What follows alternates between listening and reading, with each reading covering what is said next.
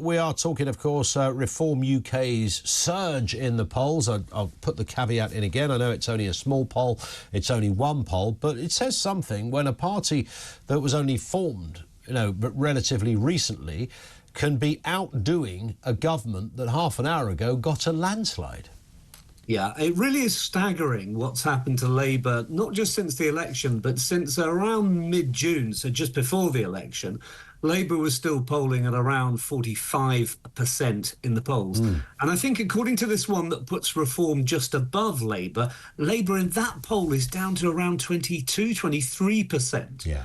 Now, that is the most incredible dive of any government that I can remember, certainly in my lifetime. I mean, even more than Liz Truss. That was quite calamitous for the Tory party when she had her 44 days in Downing Street. But even this one surpasses that, and it seems Reform and the Tories are both benefiting from this incredible slide by Starmer's Labour. It's incredible, isn't it, that I still don't understand why. I understand why people were disgruntled with the Tories, but I never understood why you would then transpose your vote to Labour. I couldn't work out why natural Conservatives suddenly went, I tell you what I'm going to do, I'm going to vote for a socialist party. Always seemed rather strange to me, but certainly they did. I know the share of the vote was woeful, but the majority, which is what matters if you're the ruling party, was huge. And a lot of those Tory to Labour switchers, you're right, there are some of those, they're now having incredible buyer's remorse. Yeah. I've heard quite a few of them saying, what was I doing? Why did I believe all that stuff from Keir Starmer? I think a lot of Tories stayed at home and a lot of Tories obviously went over to Reform.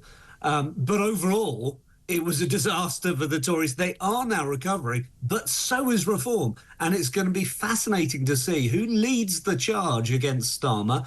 Is it going to be Kemi Badenoch with all the benefits of having the brand, the Tory party brand, or is it going to be this insurgent surge from Farage? It's going to be a fascinating few months and years.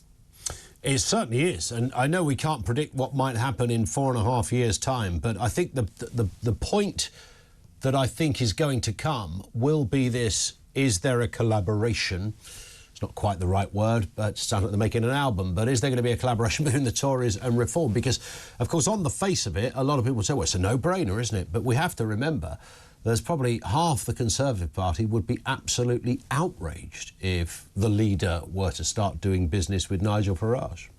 Well, I was hoping for some sort of collaboration, as you put it, back in around February of this year when it was quite clear that Sunak was heading for defeat unless he did something big. And that something big meant talking to Nigel Farage. Had they done so, had they come up with some sort of coalition, they could have stopped Starmer getting into Downing Street. So I think if those two parties continue polling at around 25% or so, the Tories and Reform, then of course it makes sense. Otherwise, they're going to split the vote again and we're going to get Starmer in for another 5 years. That's going to be the problem, isn't it? And even if it's a reduced majority, Starmer won't care. That means he's got a 10-year tenure in the big job. That puts him up there as in Tony Blair territory in terms of, and Thatcher territory in terms of how long you served. Yeah, on a third of the vote. Now, we need, obviously, Professor John Curtis here to tell us what would happen if you got Labour, Tories and Reform all on around 25% and then sort of coalitions of the Greens and Lib Dems, SNP on the other 25%. What would that end up with in terms of a House of Commons? I've got no idea. But surely what it does say is that we need some sort of coalescing on the right between the Tories and Reform. Let's move to this story. London Mayor Sadiq Khan is to be a Knight of the Realm, Robert. Now, I have a huge problem with this, not because it's Sadiq Khan.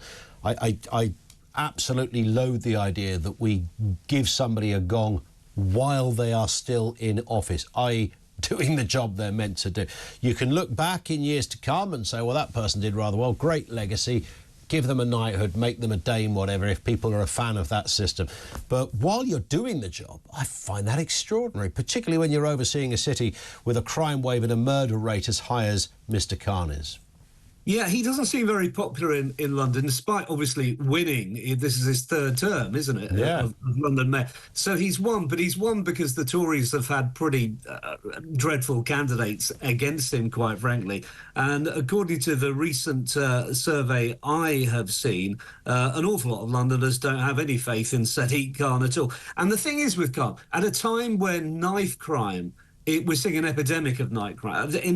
When we've seen ULEZ causing massive hostility within the capital, tube strikes, nothing seems to work as it used to in London. And what does Sadiq Khan do? He sets up a commission for diversity in the public realm, which is all about what statues we should take down and streets should be renamed. Why is he obsessed with that? Yeah, I'd have none of that. Literally, Ian, I'd have none of that until he sorts out knife crime. Yeah. He shouldn't waste a moment of time on statues and street names until he sorted out knife crime. He doesn't, very rarely seems to respond to knife crime, and I find that rather devastating. I saw there was a story today that the Ministry of Justice are looking for tougher sentences in order to try and halve violence against women and girls. Now, I think we would all support that. That's a good thing. And I constantly see MPs stand up and talk about violence against women and girls. And this is clearly crucially important. But bearing in mind, most victims of crime and serious crime are men and young men by a country mile. I've always said that when it comes to knife crime, particularly in the capital, if there's young girls dying at this kind of rate, I think Stella Creasy and others would be up in arms on the green benches. I hear nothing of young boys dying, absolutely nothing. I find it as extraordinary as I find it devastating to think that one entire gender can be left on the sidelines of importance when it comes to something like this, when even the mayor can't speak out. Yeah, and I remember talking to you about this about a year ago, Ian, and Yeah. we were saying how disgraceful it is that because it's young boys, as you say, young men, young boys who are getting killed or getting horribly injured by knife crime, it doesn't seem to matter. No. And we were saying then, something has to be done about it. Well, here we are, we're a year on, and we've heard nothing, not least nothing from Sadiq Khan. Yeah. Let's move to this story. Voters believe the UK should prioritise EU trade over the US. This is a YouGov poll saying 44% of voters think the UK should prioritise its relationship with the EU over the United States. Now, we do more business. I know there's some caveats in that, but we mostly do more business with the EU. That's not an argument to rejoin the EU in any shape or form. Doesn't have to be. We still do big business with them, but it seems that there is maybe some unease about what Donald Trump might do. So perhaps that's why people are suggesting that our nearest neighbours might well be the place of greater safety here. Yeah, well, the US is the biggest single trading partner when you look at countries around the world. Yes. So Germany's number 2.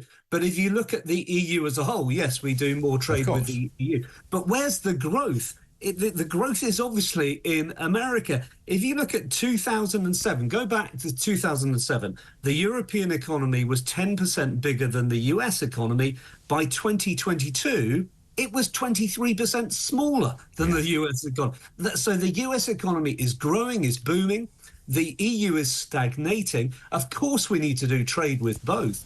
But if we can get that golden prize under Trump of a free trade agreement with the US or some sort of trade agreement with the US, that would be a fantastic prize that's really worth going for. Yeah, it'd be interesting if Donald Trump does put tariffs here, there and everywhere. I know that if he does do it on the EU as a bloc, then there's naturally a knock-on effect. But if we are not specifically targeted in that way, then maybe there are some sunny uplands over there in them Yankee Hills. Let's hope so.